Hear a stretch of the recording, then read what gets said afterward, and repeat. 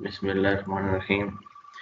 Dear students, my name is Dr. Shamsul Mahmood and I am working as assistant professor in Islamabad College for Boys.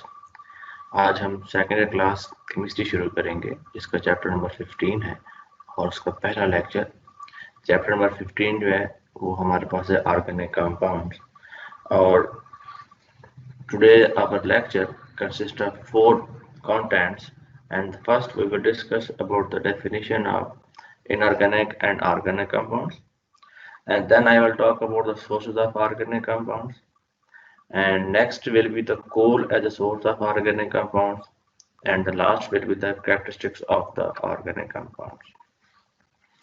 So the first thing, there is some definitions about the organic and inorganic compounds. So previously, on the basis of the characteristics or the sources from the compounds, there were two main classes of the chemical compounds. One were called as inorganic compounds and second were called as the organic compounds. So the compounds which were of mineral origin were known as inorganic compounds. For example, table salts, marble or carbon dioxide. Similarly, those compounds which have vegetable or animal origin, they were called as organic compounds. For example, acetic acid that was obtained from the vinegar, alcohol from the wine, and tartaric acid from the grapes. So organic compounds, so that branch of chemistry that is concerned with the chemistry of living or materials or substances, alive they were alive at one time, they were called as the organic chemistry. Then in the modern, it was found that all the organic compounds, they have the carbon as essential constituent. So in modern definitions, all those compounds which contain carbon as an essential element along with the hydrogen, oxygen, nitrogen, sulfur, phosphorus, halogen, etc., they were called as the organic compound. For example, glucose, methane, benzene, or etc. But there are some exceptions. For example, carbon monoxide, carbon dioxide, carbon disulfide, carbonates, bicarbonates, cyanides, thiocyanates, they are studied in the inorganic chemistry because of their properties. So the modern definition of the organic chemistry is organic chemistry is that branch of chemistry which deals with the study of compounds of carbon and hydrogens, which are called as the hydrocarbons and their derivatives. So in simple words, you can say organic chemistry is the study of hydrocarbons and their derivatives. Derivative means those compounds which are derived from these hydrocarbons, means different functional groups which are derived from these hydrocarbons. So these are some definitions, the old concept of the organic compounds and the modern concept of the organic compound. Then the first major topic, or you can say the second major topic of this one, this is the source of organic compounds. So there might be some short question about the sources of organic compound. So the major source of organic compound, these are the fossil remains. So the coal, petroleum and natural gas, they collectively called as the fossil fuels. So the main sources of organic compounds are coal, petroleum and natural gas. They are collectively called as the fossil fuels. So first I will discuss some about the coal. So like this one, so this is the black solid. So coal is the major source of organic compounds. So when we heat this coal in the absence of air and it is going to break, that is called as pyrolysis of destructive distillation. You get different things. So it yields coke and coal tar on pyrolysis of destructive distillation. In other words, you can say when you heat the coal in the absence of air, meaning in the absence of oxygen, it converts into three things. Some gases, they're called as the coal gases. Some liquid, this is called as the coal tar. At the end, some black material that is called as the coke. So more than 200 organic compounds have been directly isolated from the coal tar. These coal tar products form the starting material for the manufacture of thousands of useful aromatic compounds, including petroleum, drugs, dyes, photographic developers, and other. So this coal tar means it's a liquid, and different fractions are separated of this coal tar on the basis of a technique that's called fractional distillation. So you separate these different fractions on the basis of their boiling point, that is called as fractional distillation. So second source, that is the petroleum. So in some parts of the world, a black, thick, sticky liquid seeps out of the ground. That thick material is called as the petroleum, or generally it is called as the crude oil. So this crude oil of petroleum is a mixture of different hydrocarbons whose composition varies according to its place of the occurrence. So this crude oil consists different kerosene oil, petrol, diesel, different fractions. This is collectively called as the petroleum or the crude oil. And then these fractions are separated on the basis of fractional distillation. Next, third source, that is the natural gas. So it's a mixture of low boiling hydrocarbon. Major portion of natural gas is the methane, about 85%. Other gases include ethane, propane, and butane. It formed by the decomposition of the organic matter. So the major source of the organic compound, this is the fossil fuels, and these fossil fuels further divide into three kinds, mean coal, petroleum, and the natural gas. So they make the maximum percentage of the organic compound. So the plants are also very important source of the organic compounds. You know, the different medicine, different compounds, they are isolated from the plants, which are used as a medicine. And there are number of organic compounds, number of natural products, they are separated from the plants. So the plants, they are the source of the organic compound. The organic compound directly from the plants or the animal source by the suitable methods of the isolation. So different organic compounds can be obtained by the isolation. So in the organic chemistry, there are two kinds of branches, mean organic synthesis and the isolation. So you isolate different compound from the plants. A very familiar example of the, for example, the carbohydrates, proteins, mean alkaloids, they all are from the plants. You can get from the plants. For example, quinine, morphine, they all are obtained from the plants. So then the next there is a partial and total synthesis. So some compounds, they are made in the laboratory, that is called synthesis. There are two types of synthesis, maybe partial or the total synthesis. So simple organic compound that derived from the petroleum or coal has been converted into thousands of useful material by synthetic methods. So many examples might be cited of synthetic organic compounds replacing those obtained from the natural sources. So most of them, you made those compounds in the laboratory, which has more useful properties as compared to the natural sources. For example, in many cases, the synthetic materials are superior to the natural compounds replaced. For example, synthetic dyes are superior to those of the natural origin. In other cases, the synthetic material is entirely unknown in nature and fill the requirements not satisfied from any other source. For example, glycol, mercurochrome, aspirin, and sulfur drugs. So synthetic organic chemistry touches almost every phase of the life. So there may be total synthesis or maybe the partial synthesis. So total synthesis means you are going to make the organic compound from very simple starting material, and it involves number of steps. Partial synthesis means you are making the compound by using a very suitable intermediate, and you made that one. So this is called as the partial synthesis. And so this synthetic organic chemistry is very developed in these days for the making number of compounds. So then another source, that is the fermentation. Fermentation is the production of chemicals by the action of microorganisms. This is simply decay with the help of microorganism, that is called as fermentation. So different organic compounds, for example, alcohol or bread, they are made by the fermentation process. So by employing appropriate organism host of useful substances are producing, including alcohol, acids, vitamins, and antibiotics. So these are the different sources of organic compounds. So if I revise this one, so the major source of organic compound, they are the fossil fuels.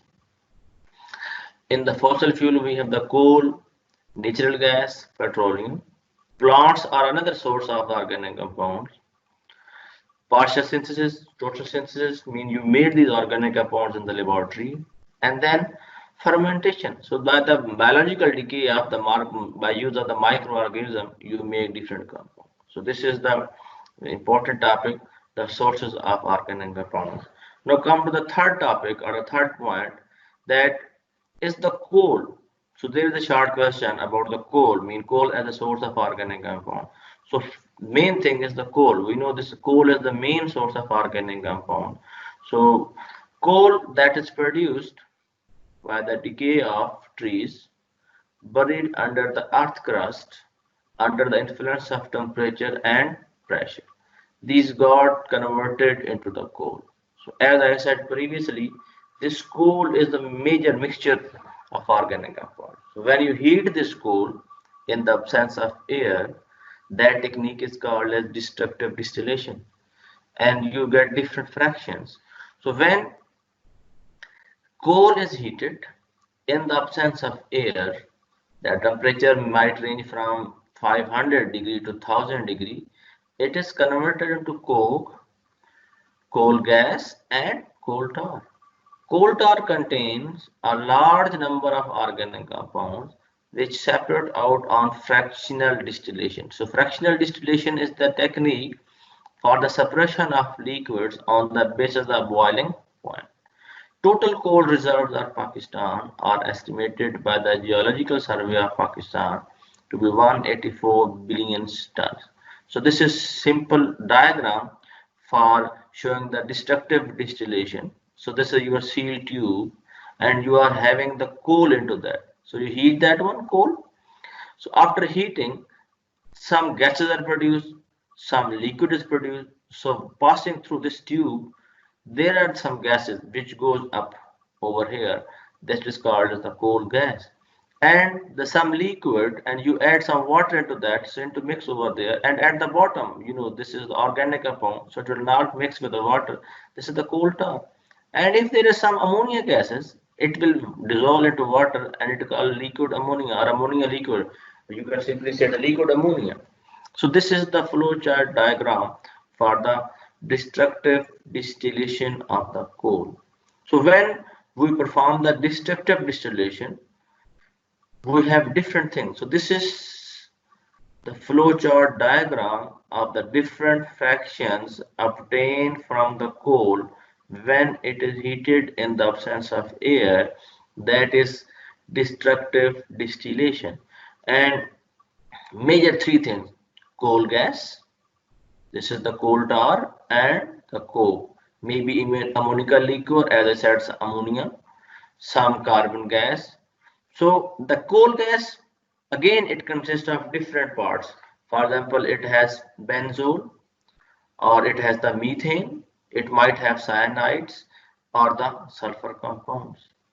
And when the coal tar, it is heated and different fractions are separated on the basis of boiling point, that technique is called as fractional distillation, and we get different fractions of that.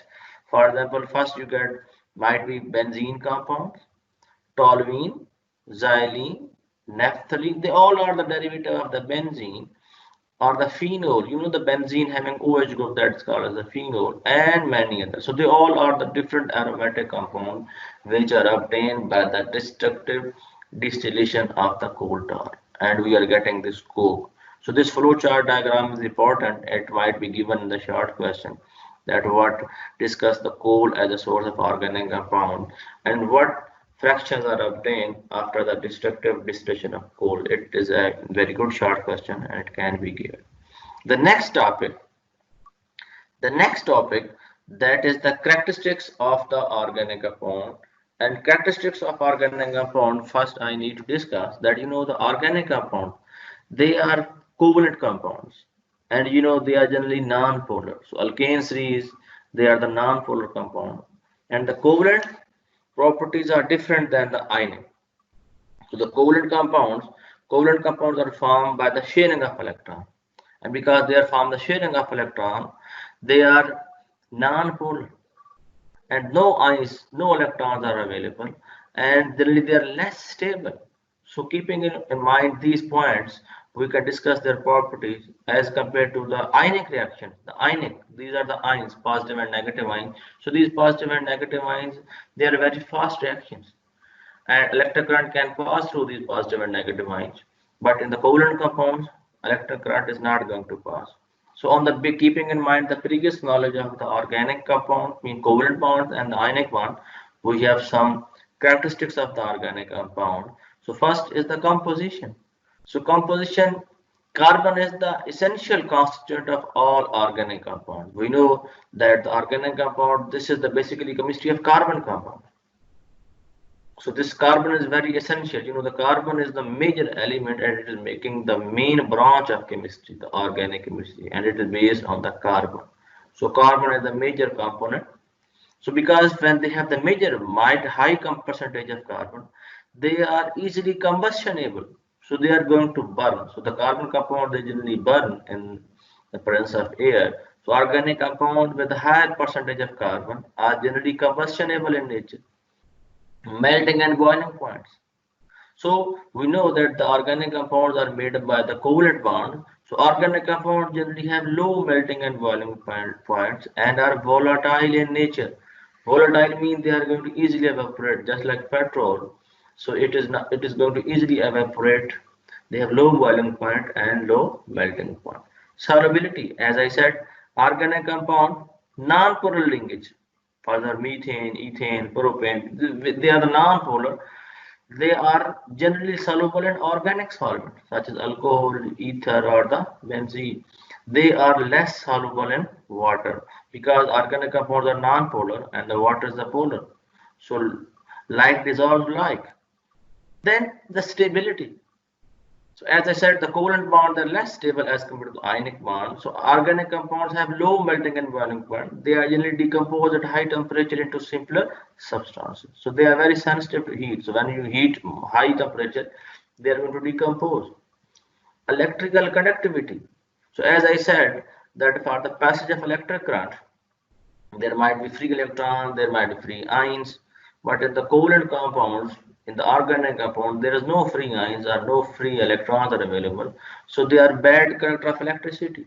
So due to presence of covalent bonds, organic compounds are poor conductor of electricity, both in fused state and in the solution form.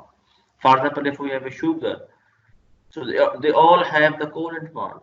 So if it has a solid form, if you dissolve into water, or if you melt it, mean you fuse it, the current is not going to pass because they are the covalent bonds, no free ions, no free electrons are available.